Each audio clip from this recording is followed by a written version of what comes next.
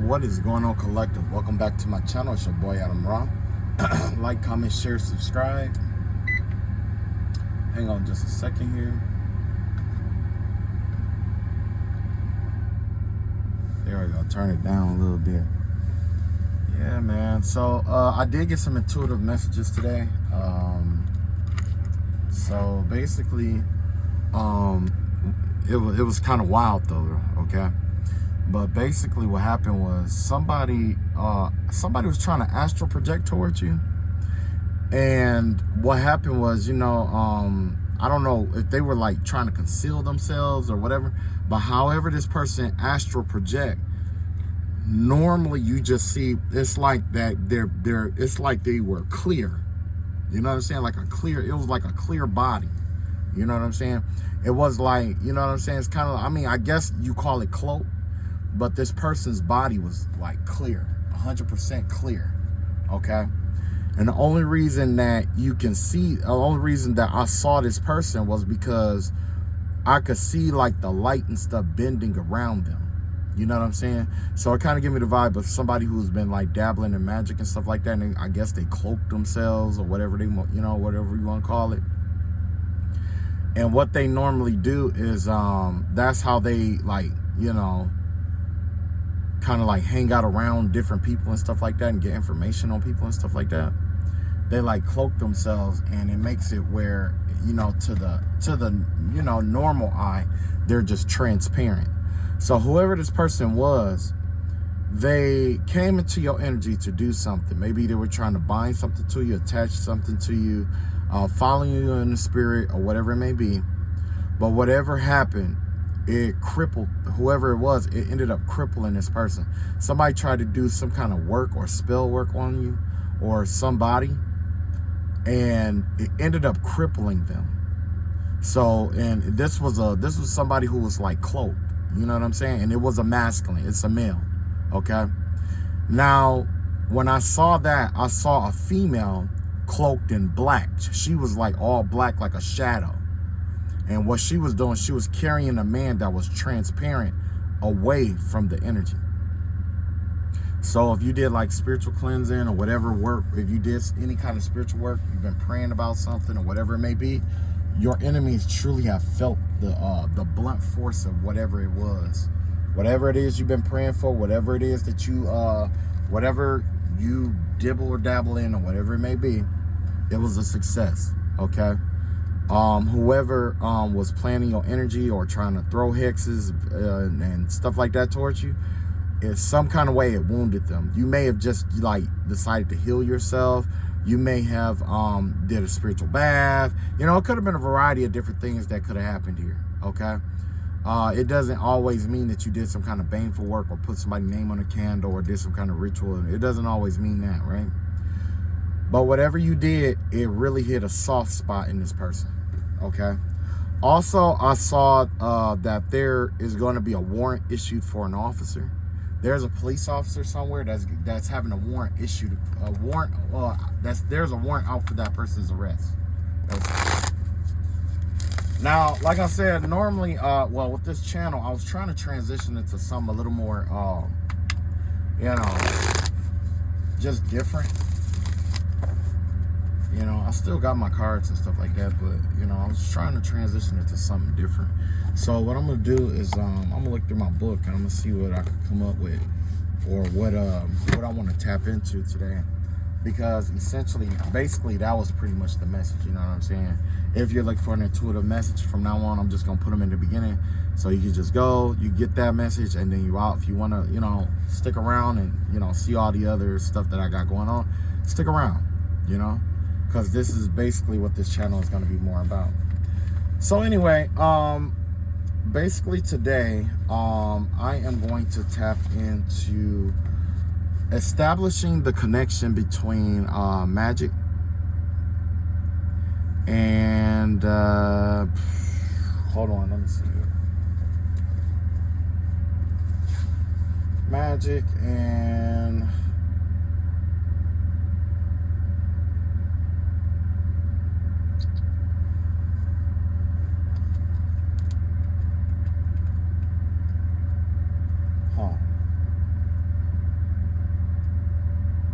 I guess I'll do anatomy. How magic and how the anatomy go together and flow together and stuff like that, right? So basically, you have so I'm just magic and anatomy, right? And this is how they all interwork and how they all interlock. So first of all, you have different systems, right? You have the integumentary system. You have the skeletal. You have the nervous. You have the respiratory. You have the gastrointestinal tract that has to do with digestive. Got the digestive system. You got the immune system, immunity. You have hormonal system. Yeah, you got hormones, immunity, integumentary, blah, blah, blah. What am I missing here? You got the skin, nerves, respiratory, digestive, immunity, hormonal.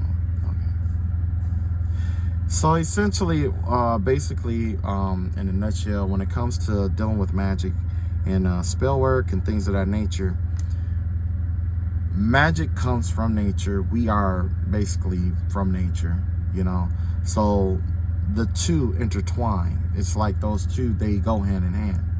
So I'm just pretty much just going to correlate a lot of magical works and stuff like that to these different systems so that you kind of get the gist of how it works and its connection to the spiritual forces and things of that nature, how it actually, it may get your, mind running or whatever about, maybe work that you do or whatever it may be, right?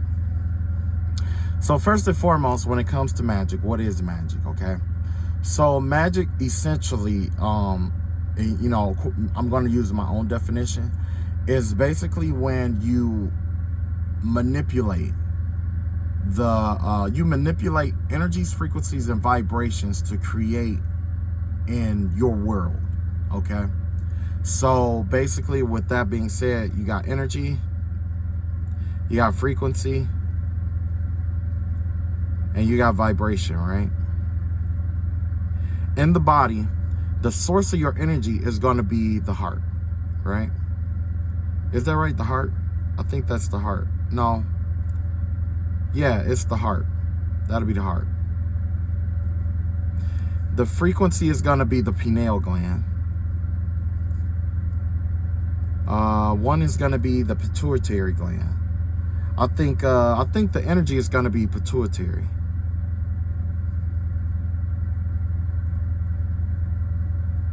And the vibration aspect is going to be the heart.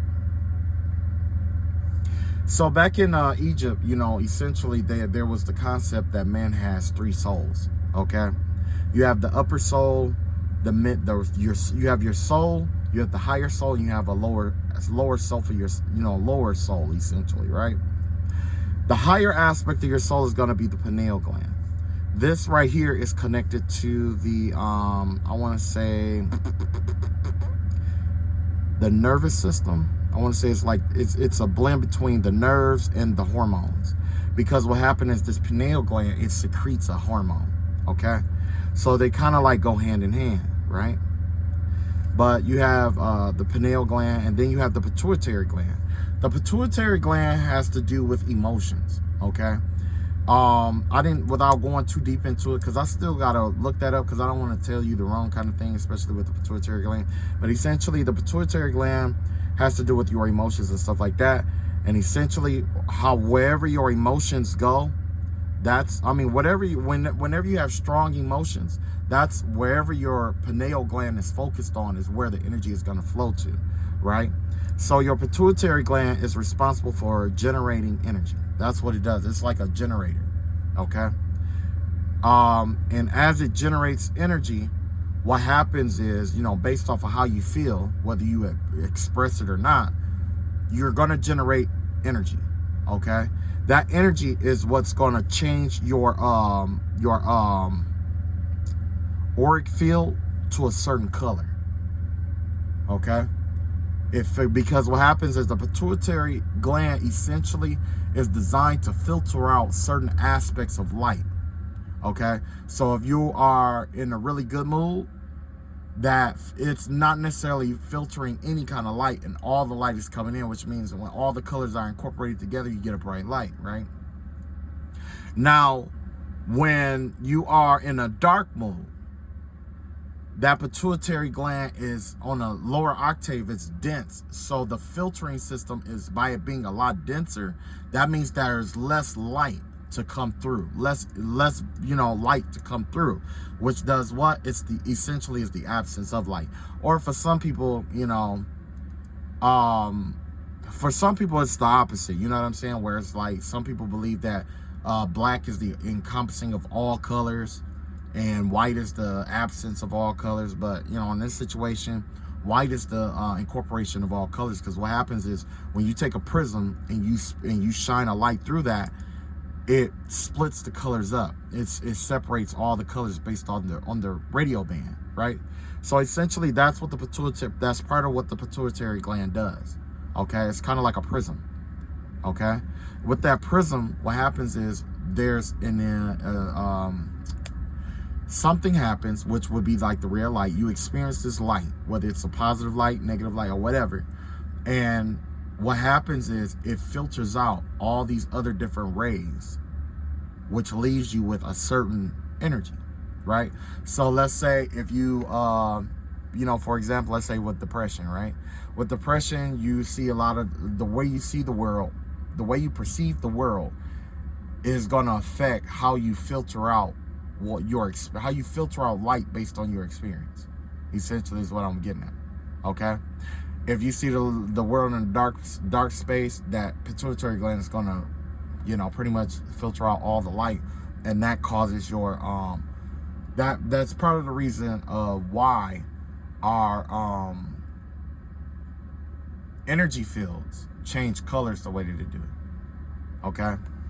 Now, the pineal gland, that's frequency, because essentially what happens is it's based off of perception and perspective. Okay, so the frequency, in order to tune this energy that comes from the pineal gland, you can there's a lot of different things you can do with this energy based off the pineal gland.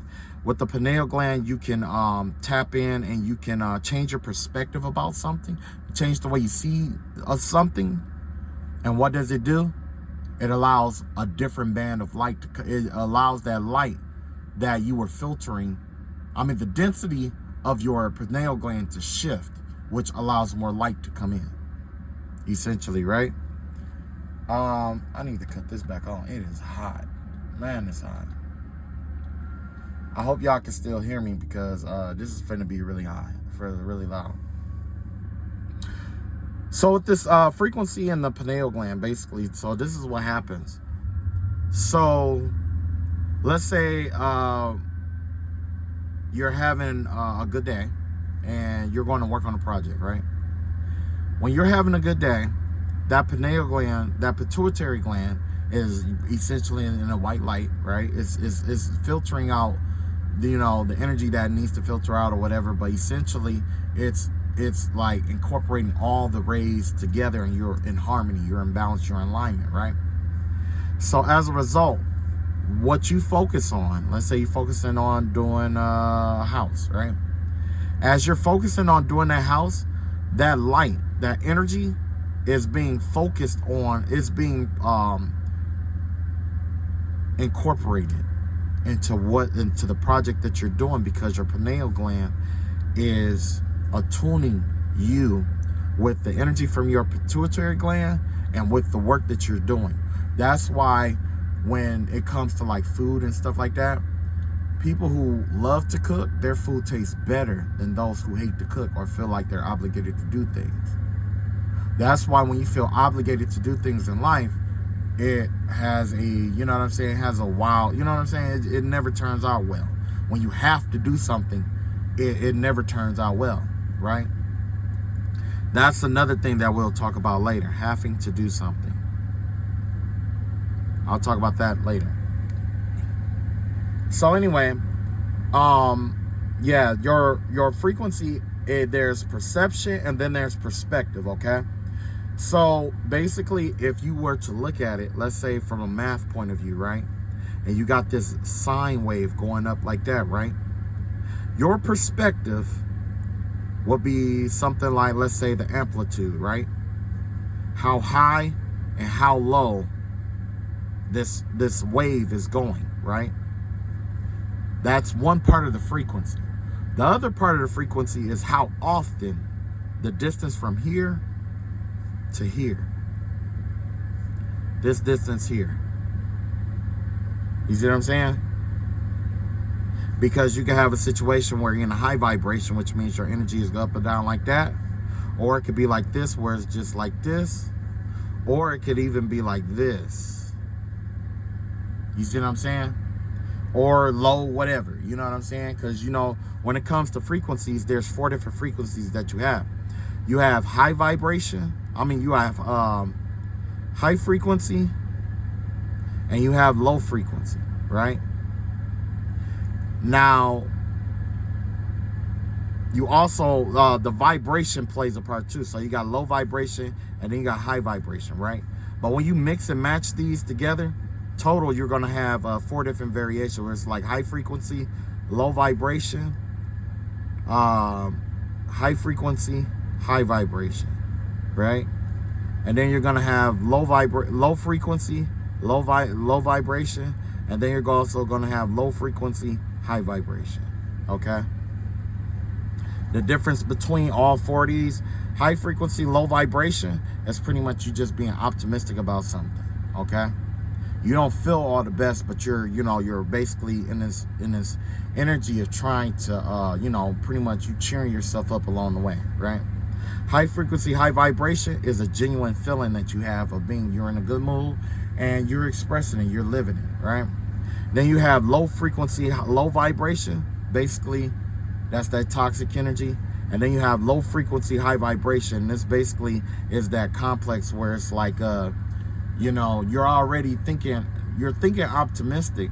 Pessimistic. Your mind state is pessimistic, but things are going okay at the time. It's kind of like expecting things to go bad. That's where we get worry, and this right here is where we get stress. Stress and worry. You see what I'm saying? Those are whatever. So anyway, the last part is the vibration part. The vibration is in alignment with the heart. Okay? This is what I was talking about. Like when your heart is into something, it's easy for you to do. Now with the heart, if you notice, the heart is already I'll put it like this. With the heart, just like how you can shift your perspective, the heart can be shifted too. Emotions can be shifted too. I'm not saying you can just turn emotions off, but I can say is once you get a certain perspective about certain things, it'll change how you view certain things, like certain people, places, and things. And we all know that when we are like cutting somebody off, or we're whatever, right? So basically, this is how all of this ties together, okay? With the integumentary system, right? And magic, right? Basically, when we look at the integumentary system, what it teaches us in the spiritual or the unnatural world is that all things has a physical representative. Everything has a physical representative, right? All things require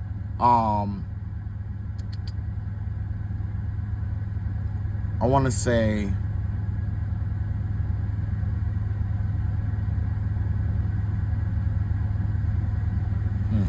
how do I want to put this? Everything is like a period. Okay? Everything is like a period or a dot, I want to say, right? That's what this integumentary system represents, the dot, okay? It is the first dimension. It is the first and the last dimension combined together, okay?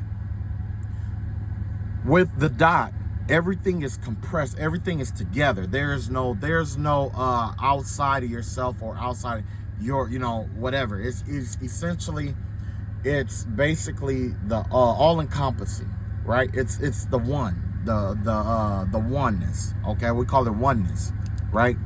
That's what this integumentary system teaches us in magic and ritual, magic and stuff like that. It has to do with the one, right? All the organs, all of this here is under one roof, that integumentary system. So with the integumentary system, we are taught oneness. And how if one thing is off, it affects everything else. And how everything with the integumentary system is everything around it is stasis loving. Okay? When the integumentary system or the skin is too hot, what does it do? It perspirate. Okay? How does it do that? It requires the the urinary system. I forgot about that. I forgot about that one. That's 8. Basically, it requires like the kidneys to you got different hormones and stuff like that, and it detects that and that kind of stuff, right? So first of all, oneness, right? We got oneness, right? 2, in the skeletal system, we have form. With all magic, it all requires some kind of form. It has to have some kind of form. For those who dance, although it may seem sporadic, as you do your dance, you're calling in certain energies, and as you're calling that energy, you're giving form to it through dance. You see what I'm saying? As you dance, you're giving it a form. You're giving the undefined a defined space to operate and express itself. Essentially is what happens, right? So number 2, we learn form with the skeletal system, right? Form. And 3, with the nervous system, we learn communication. We learn how, although we are separate from others, we are still interconnected. So where the integumentary system has to do with the oneness of all, the whole, this has to do with separation, but still being connected. So essentially it has to do with connection and communication. Right? And then you have number 4, which is the respiratory system. All things respirate, okay? That's why they say, in physics, nothing is at rest. All things move. What is in motion wants to stay in motion, right? When God breathed his breath into us, our body naturally wants to respirate, continue respirating. Respiration is what? Vibration. That's why the heart is connected to the vibratory aspect of you, because it's one of the only parts in you that is constantly respirating. Aside, of course, with the lungs, okay, of course, but basically you see respiration in everything. Even in magic, you see respiration. And magic and respiration and magic is invocation, evocation. Okay? With invocation, we are calling into that space of energy. Right? We're calling an energy into the space. Basically, right? We're calling out to an energy to come into the space. Now, the difference with evocation is when it's like, let me see, what's the best way to put this?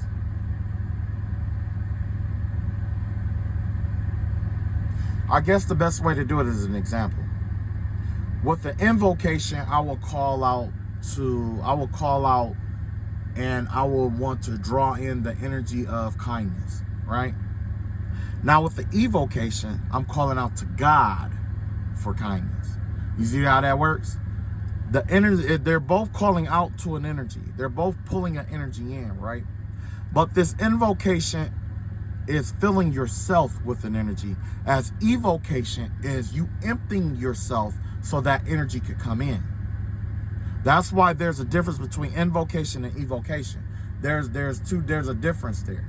That's just like in some rituals and religions, there's a difference. The energy matters, because there's some things, some energies you call upon when you are doing energy work for you or a person. And then there's a different energy that you call upon when you're doing energy work for your altar, for your sacred space, for your ritual, for this, for that. There's two different energies. You see what I'm saying? Invocation and evocation. One, and at the end of the day, when you put them together, it's respiration. You want to see the proof of that? Here's the proof.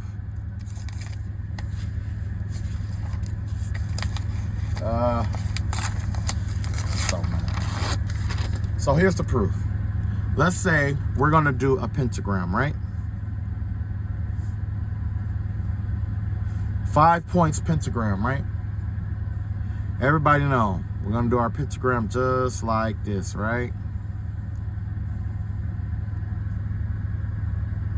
With the pentagram, what are we doing? We are calling upon it. We're calling upon an energy. Essentially, it will be invocation, right? Now let's extend these points. Extend it here. Extend this point here. Extend this point here. Extend this point here. And extend. Oh wait, how did it go? Well, I'll tell you what. This is what I'll just make it simple because it's gonna. But anyway, if you look on the inside, you got 1 point here. You got 1 point here. You got 1 point here. You got 1 point here, and you got 1 point here. If I was to connect all of this, what would I have? I would have an inverted pentagram, essentially, right?